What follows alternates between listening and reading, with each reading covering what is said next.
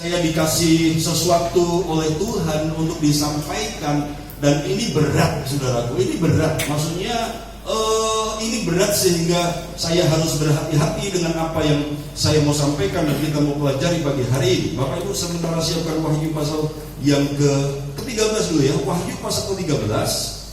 Saya akan sampaikan 4 hal. Yang pertama, hari ini Rensi melangsungkan pernikahannya ya, anak Bu Ari. Jam 10 pemberkatan. Mereka minta kami hadir, tapi saya berkata nggak bisa lah kalau minggu. Kasihan ngeboti satu ke Jogja, yang banyak ini ditinggal. Jadi saya datang sorenya saja, resepsinya saja. Bukan cari pestanya, saudaraku, enggak. Tapi saya sayang untuk meninggalkan yang pagi. Kalau pagi sore, kalau nggak minggu pasti saya hadir, Bu. Begitu ya. Mereka memberkatan di gereja Katolik jam 10 di Jogja. Nanti sore resepsinya kita sebagai saudara seiman bantu doa supaya semuanya lancar, saudaraku ya. Dan Tuhan memberkati. Jadi nanti sore perjamuan kudus tetap berlangsung, walaupun beberapa kami pelayan mewakili jemaat kondangan ke sana, tapi perjamuan kudus tetap berlangsung karena setiap minggu sore itu kita kedatangan saudara-saudara dari Borobudur, dari Panti. Mereka khusus sebulan sekali ibadah karena mau cari perjamuan kudusnya. Jadi jangan ditiadakan, tetap jalan. Kita sudah setting sehingga pelayanan sore tetap berjalan. Semua bantu doa ya. Kemudian Bapak Ibu, sebentar habis ibadah ini ada posbindu. Bapak Ibu yang mau diperiksa, dicek sebulan lalu, 3 bulan lalu seperti apa, dicek lagi. Beberapa pemeriksaan cuma 20.000 bersubsidi, saudaraku ya. Ada berapa meja ya? Ada berapa pos yang harus dilalui kalau posbindu? 3 atau 4? 4 ya, 4 meja Bapak Ibu, di tensi, di apa. Nanti saya usul minggu depan supaya ada meja ke-5 dan ke-6. Meja ke-5 itu pemeriksaan oleh Bu Gembala, pemeriksaan kurangnya kadar iman. Nah begitu saudaraku ya. Yang terakhir kan, yang pertama kan diperiksa kadar darahnya, kadar gulanya, kadar lemaknya, gitu saudaraku. Jadi Bu Gembala ada di meja yang ke-5, minggu depan mulai bulan depan saudaraku untuk diperiksa kadar imannya. Haleluya ya. Dan yang meja yang ke-6 adalah Mbah Ruslan. Saudaraku mendoakan saudaraku. Haleluya. Didoakan supaya sehat. Haleluya. Nutrisi dari surga. Haleluya. Puji Tuhan. Bapak Ibu, kemudian yang berikutnya, di bawah ada banyak jualan, ada banyak makanan. Bapak Ibu, mereka yang berusaha dan ingin mempromosikan usaha mereka, dan kemudian juga sekolah minggu itu lagi cari dana. Sekolah minggu cari dana untuk Natal. Jadi mulai minggu ini sekolah minggu akan membuat jualan-jualan di bawah untuk mendukung menghimpun dana Natal mereka ya. Jadi saya berharap Bapak Ibu borong semuanya. Haleluya, puji Tuhan ya, dari semuanya itu, puji Tuhan. Jangan rebutan saudaraku, karena itemnya banyak di bawah. Bilang sama sebelah, selamat datang di tanggal muda. Haleluya, puji Tuhan ya. Iya, puji Tuhan. Oke, Bapak Ibu, Wahyu pasal yang ke-13. Mari kita lihat. Bapak Ibu yang bawa Alkitab buku, Bapak Ibu yang bawa Alkitab manual, Bapak Ibu sekilas bisa lihat bahwa Wahyu pasal 13 ini terbagi dengan 2 perikop. Di sana ada judul perikop yang pertama, binatang yang keluar dari dalam laut. Kemudian perikop yang kedua di atas ayat 11 itu binatang yang keluar dari dalam bumi. Jadi ada 2 binatang yang sedang dimunculkan oleh penulis kitab Wahyu ini, yaitu Yohanes. Ada binatang yang keluar dari dalam laut, dan ada binatang yang keluar dari dalam bumi. Nah ini menarik, makanya saya bilang ini khotbah yang berat.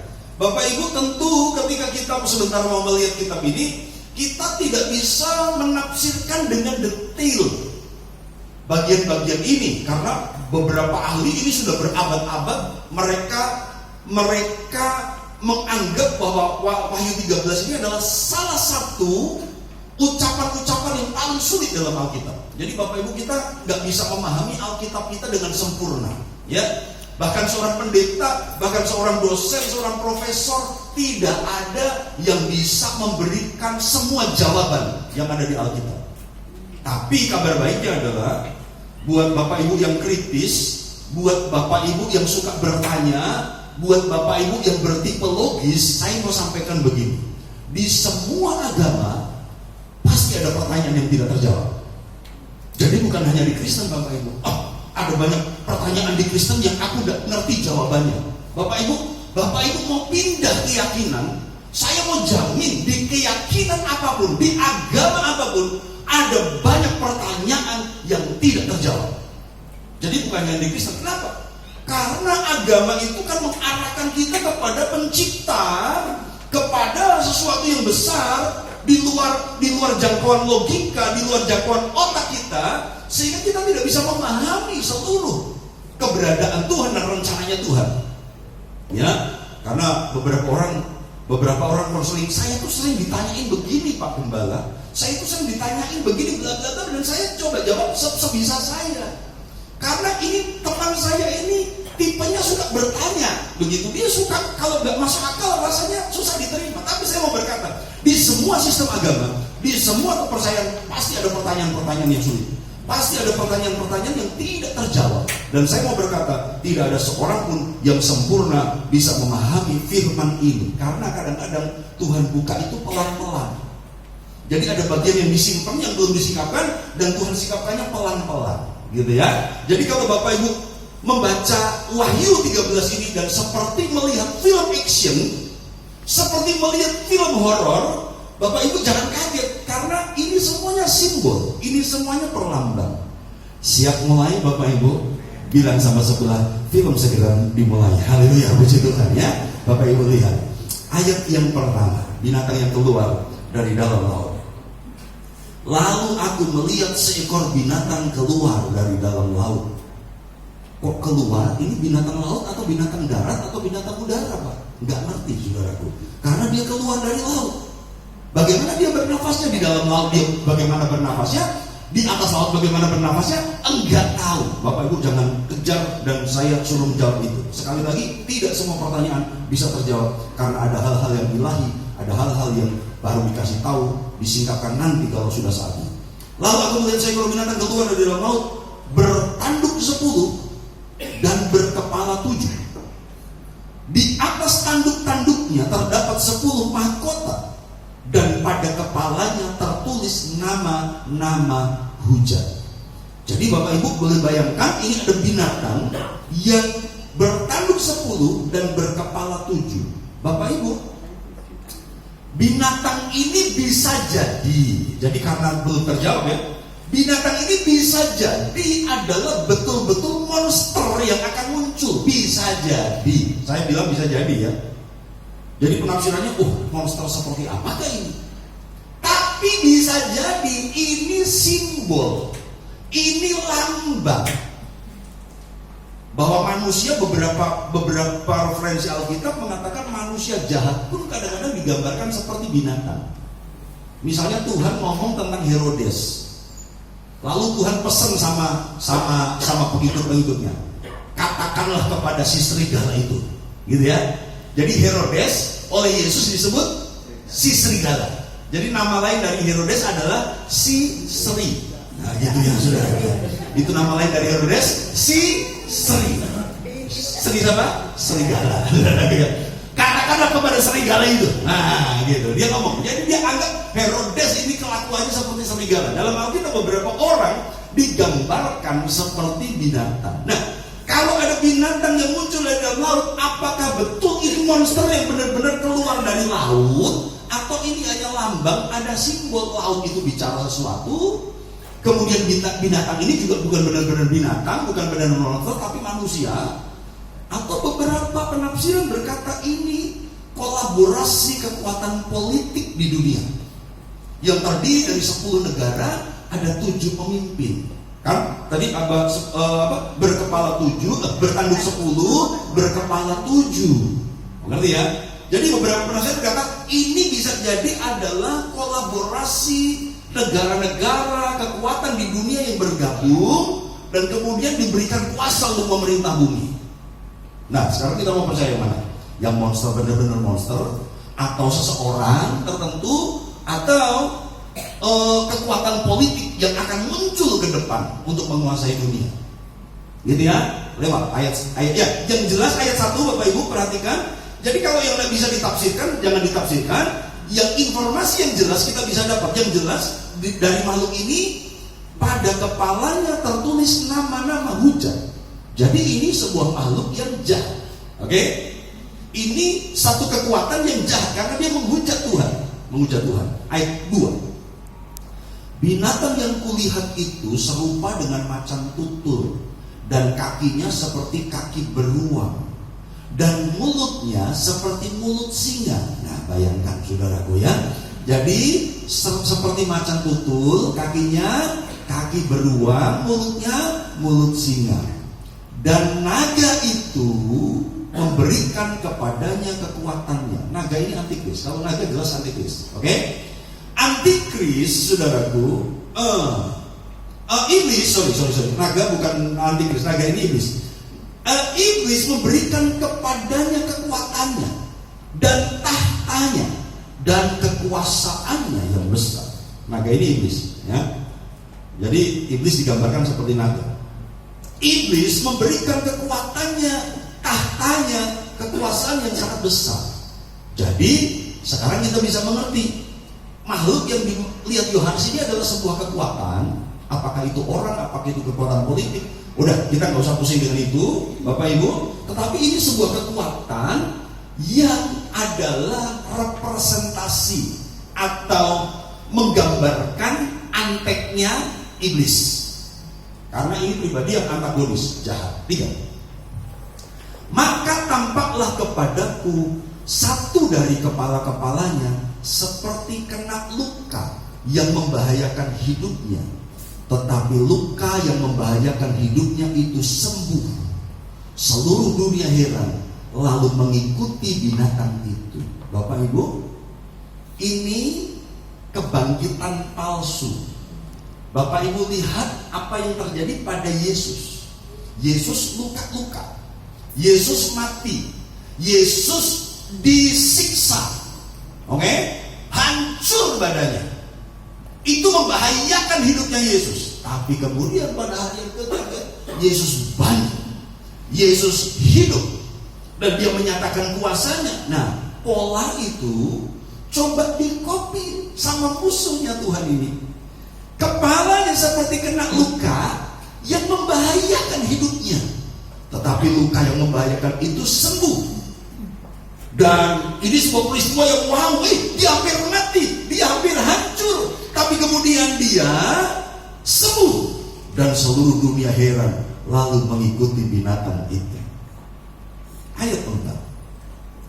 Dan mereka menyembah naga itu, menyembah iblis, karena ia memberikan kekuatan kepada binatang itu, kekuasaan kepada binatang itu. Dan mereka menyembah binatang itu sambil berkata, siapakah yang sama seperti binatang ini, dan siapakah yang dapat berperang melawan dia? Jadi mereka menyembah kepada iblis dan mereka menyembah kepada binatang ini. Yang jelas Bapak Ibu, nanti kalau kita belajar kitab Wahyu, ada trinitas iblis.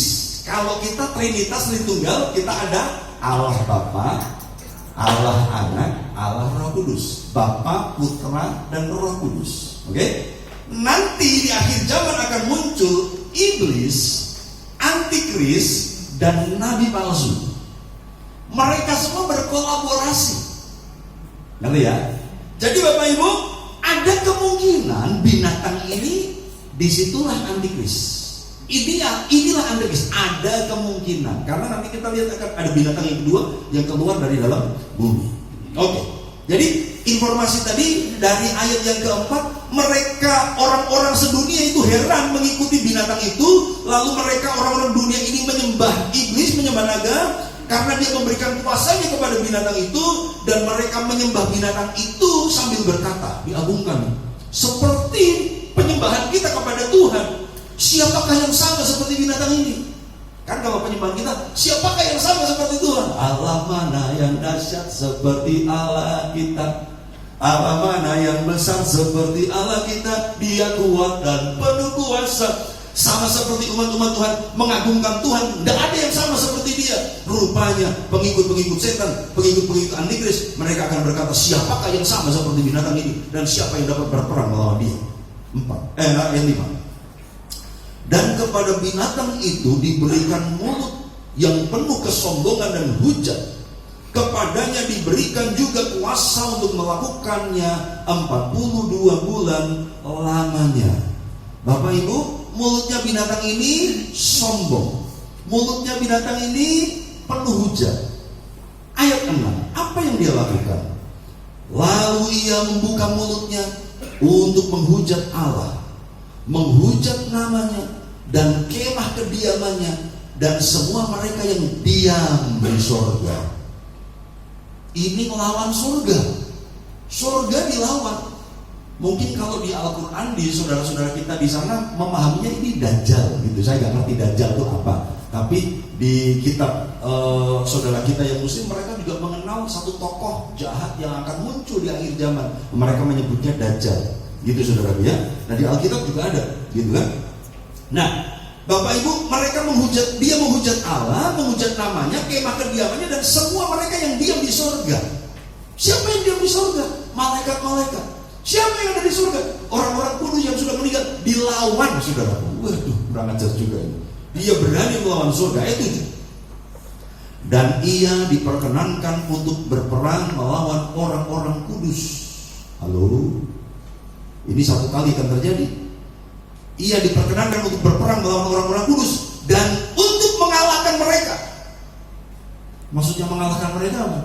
Mengalahkan mereka secara fisik, bukan secara iman. Mengalahkan mereka dibunuh, maksudnya banyak martir yang akan mati, banyak martir yang akan berjatuhan. Mengalahkan mereka dan kepadanya diberikan kuasa atas setiap suku dan umat dan bahasa dan bangsa. Nah, kalimat terakhir ini yang membuat beberapa ahli menafsirkan ini kekuatan politik yang mengatasi satu teritorial. Karena kekuasaannya itu atas setiap suku, umat, bahasa dan bangsa. Ini kalau cuma satu negara tidak. Karena Bapak Ibu, Yohanes hidup di masa penjajahan Roma. Yohanes hidup di masa Roma karena kekaisaran Roma berkuasa. Dan ketika dia menulis kitab ini, dia menulis dalam konteks Roma yang menguasai kekaisaran yang besar. Ada 7 gunung, ada 7 bukit di kota Roma. Sehingga angka 7 tadi ada 7 kepalanya. Jangan-jangan ini 7 bukit di kota Roma. Sehingga beberapa penafsir zaman dulu berkata ini kekaisaran Roma. Karena kaisar Roma juga banyak kaisar-kaisar yang jahat. Bapak Ibu, orang selalu karena mereka kepo, nggak bisa ngerti antikris itu siapa. Sejak berabad-abad yang lalu mereka menafsirkan antikris itu siapa. Jadi ketika Jerman dikuasai oleh Hitler, maka orang berkata ini mungkin antikris Hitler. Nah, gitu ya. Ketika Italia dikuasai oleh Mussolini kejam, saudaraku, dan dia diktator. Orang Italia berkata ini mungkin antikris. Inilah antikris. Ketika Roma dikuasai Kaisar Nero, orang-orang Kristen dibakar. Orang-orang Kristen berkata inilah antikris. Jadi orang menafsirkan figur antikris sesuai dengan zaman penderitaan di mana mereka berada. Tapi ternyata itu bukan. Ya, mereka hanya antikris kecil, betul. Mereka anti menyembah kepada Tuhan. Tapi mereka roh antikris, artinya bukan pribadi tunggal antikris yang akan muncul di akhir zaman. Jadi Bapak Ibu, ada beberapa yang mengatakan ini mungkin kota Roma, kekaisaran Roma. Tapi Bapak Ibu, ini akan terjadi lagi di akhir zaman. Memang pada waktu itu kekaisaran Roma menguasai beberapa umat, beberapa bahasa, beberapa bangsa. Mereka menaklukkan bangsa-bangsa kan, termasuk Israel, termasuk orang-orang Yahudi ditaklukkan. Gitu ya. Ayat yang ke-8. Dan semua orang yang diam di atas bumi akan menyembahnya. Siapa yang menyembah? Yaitu setiap orang yang namanya tidak tertulis sejak dunia dijadikan di dalam kitab kehidupan dari anak domba yang telah disembelih. Siapa yang menyembah? Mereka yang namanya tidak ada di kitab kehidupan. Pertanyaannya, Pak, nama saya ada di kitab kehidupan enggak? Bilang sama sebelahmu, kalau kamu ada di sini, namamu juga ada di sana. Bilang begitu, bilang sama sebelahmu. Haleluya. Bapak Ibu, kalau kita ada di sini, maka nama kita juga ada di kitab kehidupan. Nah, memang ada penafsiran, ada gereja-gereja yang berkata nama itu nggak bisa dihapus dari kitab kehidupan. Ada gereja-gereja yang berpendapat begitu. Tapi ada gereja-gereja yang berpendapat nama itu bisa dihapus dari kitab kehidupan. gitu ya. Nah, mau percaya yang mana? Saya lebih percaya yang kedua. Nama itu bisa dihapus. Artinya ada orang-orang, saudaraku, yang sudah tercatat di sana, tapi pada akhirnya nama itu bisa dihapuskan. Itu perdebatannya panjang. Kita nggak usah ke situ, saudara biar. Oke. Jadi Bapak Ibu, mereka yang menyembah bukan kita, bukan umat Tuhan yang menyembah. Umat Tuhan diperangi, umat Tuhan dibunuh. Tapi mereka yang namanya tidak tertulis dalam kitab kehidupan, mereka yang menyembah binatang ini. Ayat 9, kita baca sama-sama. 1, 2, 3. Barang siapa bertelinga, hendaklah ia mendengar. Ayat 10, sama-sama lagi. 1, 2, 3. Barang siapa ditentukan untuk ditawan, ia akan ditawan. Barang siapa ditentukan untuk dibunuh dengan pedang, ia harus dibunuh dengan pedang. Yang penting di sini ialah ketabahan dan iman orang-orang kudus. Inilah judul khotbah pagi hari. 4 hal yang penting di kitab Wahyu. Yang pertama, kita baca terakhir yang terakhir. Yang penting di sini ialah 1, 2, 3. Yang penting di sini ialah ketabahan dan iman orang-orang kudus. Bilang sama sebelah, kamu perlu tabah, kamu perlu iman. Katakan begitu. Haleluya, begitu. Oke. Menghadapi situasi sulit ini, Bapak Ibu. Nah, kembali kepada pertanyaan, kita itu ada di situ nggak, Pak? Kita ngalami itu nggak? Yang jelas Bapak Ibu, ini belum terjadi. Ini akan terjadi, gitu ya. Kita ada di situ nggak? Ya, Bapak Ibu milih mana? Milih ada di situ atau mati kasih? Tanya saya. Pak pilihannya nggak enak semua, Pak. Pilihannya nggak enak semua. Milih ada di sini atau mati gasnya? Cuma tanya sebelah. Pilih ada di situ atau mati gasnya? Tanya. Haleluya. Bapak Ibu, meh mati saiki wedi. Delokku ya wedi ya bingung saudaraku. Pak Joni loh, kalau Bapak jangan mati loh. Saya itu masih ingin umur panjang, Pak. Makanya saya di Posbindu diperiksa supaya ngerti apa yang kelebihan. Bapak Ibu, Bu Web ini lagi ikut program terapi. Memang mungkin alatnya sama dengan yang di Posbindu, saudaraku. Tapi kemudian ada pembimbingan nutrisi, gitu ya. Jadi Bu Web lagi ikut itu. Jadi bukan sekedar diet, saudaraku. Tapi ketika di scan, kemudian kadar lemaknya sekian, kemudian ada pembimbingan nutrisi, makanan yang harus dimakan ini. Nah, bagus lagi kalau Posbindu melakukannya, gitu saudaraku ya. Jadi bukan lemaknya ketebelan, haleluya. Lemaknya habis kedibel, haleluya. Tapi kemudian dibiarkan, tidak ada solusi dan tidak ada pembimbingan nutrisi. Nah, ini Bu Bebel lagi ikut yang pembimbingan nutrisi, begitu ya. Jadi memperbaiki semua yang kurang. Jadi telur itu kalau makan jangan kuningnya tapi putihnya, gitu ya. Karena itu buah si malakama. Di putihnya ada protein, di kuningnya ada kolesterol, gitu. Nah, kondisinya Bu Bebel tidak memungkinkan makan kuningnya tapi butuh putihnya. Jadi sekarang kami makan putih telur, saudaraku ya, haleluya. Lauk nasinya sedikit sekepal aja, saudaraku. Nah, jadi ketika Bu Bebel di-scan, saudaraku, maka dari 60 kilo beratnya ternyata lemaknya 22 kilo. Lalu pembimbingnya ngomong, saudaraku, konselornya, Pak Gembala, ayo diperiksa sekalian dong. Aduh, saya takut, saudaraku. Saya takut kalau ditimbang Pak Gembala ternyata 70 kilo. Yang 10 kilo sendiri dangkal. Saya takut, saudara, saya takut. Kalau dari 70 kilo berat badan saya, yang 10 kilonya dangkal. Saya takut, saudaraku. Udah, saya berkata, Bu Gembala dulu saja, saya nanti belakangan. Haleluya. Aku masih mau sehat, Pak. Jadi jangan khotbah-khotbah yang mati, yang ngeri-ngeri loh, Pak. Haleluya, gitu. Nah, Bapak Ibu, kalau saya mendingan mati gasik daripada ikut yang kayak gini masuk ke situ. Atau rapture, gitu ya, saudaraku. Kita berharap, kita berdoa supaya kita sungguh-sungguh. Makanya yang penting iman dan ketabahan orang-orang kudus. Makanya jangan coba kebaktian kalau minggu pertama, saudaraku ya, haleluya. Ketabahan, ketekunan, ayo kita sungguh-sungguh, haleluya. Kita nggak usah berdebat. Kita itu ada di situ apa enggak? Sudah, itu perdebatan berabad-abad yang bikin orang berkelahi, saudaraku.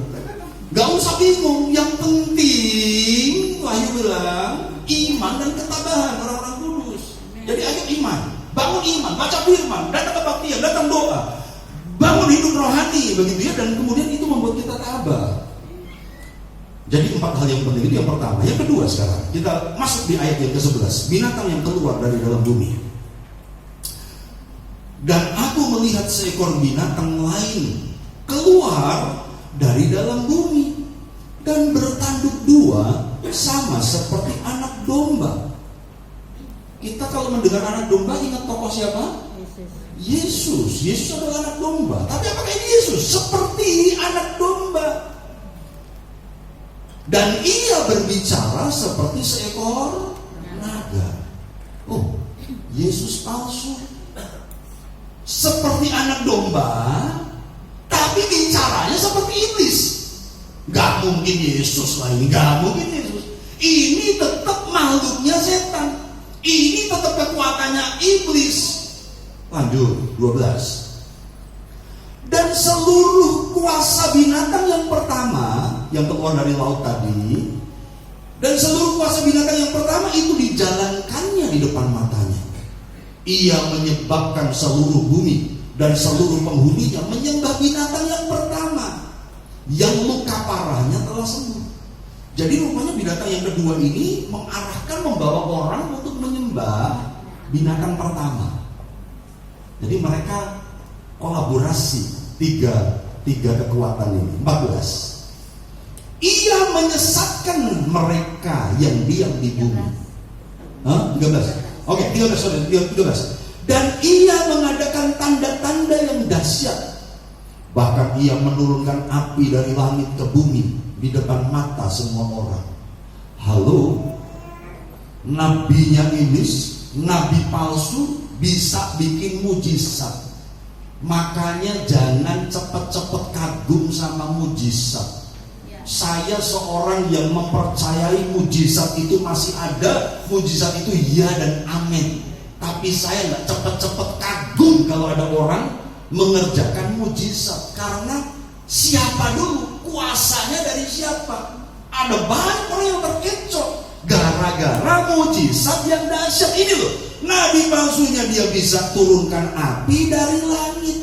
Ini Elia yang dibangkitkan. Kalau di perjanjian lama, Elia sudah bangkit. Ini alatnya Tuhan. Belum tentu. Makanya yang penting iman, ketabahan orang-orang kudus. Orang yang gampang bimbang, orang yang tidak teguh pendiriannya, yang tidak paham firman, yang cuma kebaktian sekali-sekali, bisa saja menjadi terkecoh karena pendalaman imannya tidak mantap. Tidak semua mujizat berasal dari Tuhan. Iblis bisa melakukannya. Alat-alatnya, orang-orang yang bisa melakukannya. 14.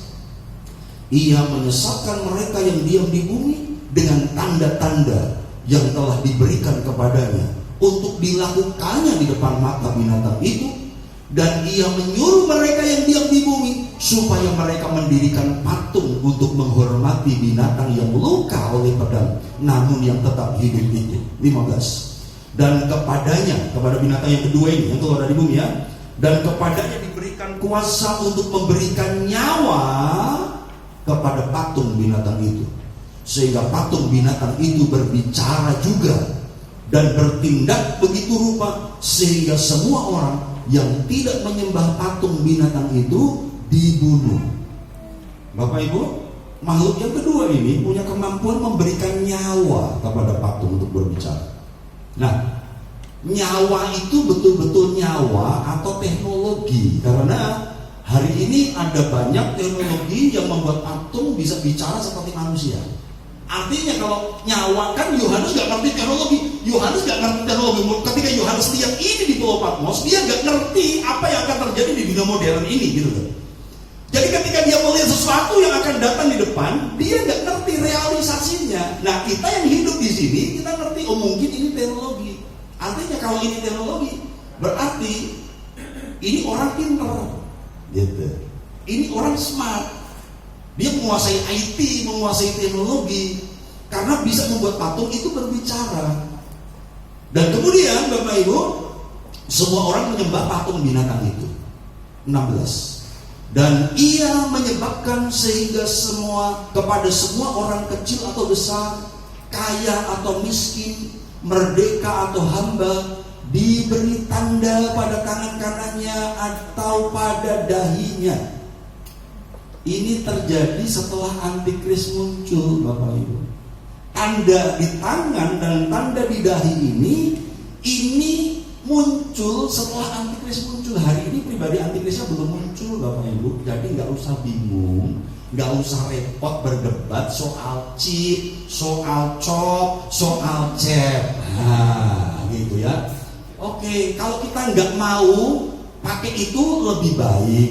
Tapi jangan buru-buru berkata ini antikris. Ini nanti Bapak Ibu, tanda ini diberi sebagai tanda keanggotaan member penyembah antikris, gitu lah.